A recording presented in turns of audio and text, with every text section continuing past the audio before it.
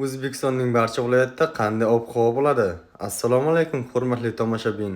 Bizning kanalda har kunlik va haftalik ob-havo ma'lumotlarini bilib olishingiz mumkin. Buning uchun kanalimizga obuna bo'lib, bir dona like bosishni unutmang. Like bosgan insonni Allohim doimo qo'llasin. O'zgidromet markazi 13-14 hamda 15-iyun kungi ob-havo prognozlarini e'lon qildi. Unga ko'ra havo biroz bulutli, ba'zi joylarda o'zgaruvchan bo'ladi. 13-iyunda respublikamizning sharqiy viloyatlarida yog'ingarchilik va momaqaldiroqlar bo'lishi mumkin. 13-14 hamda 15-iyunda respublikamizning tog'li hamda tog'li hududlarida kuchli yomg'ir hamda momaqaldiroqlar yuzaga keladi. Shamol sharqdan 7-12 metr sekund tezlikda esadi.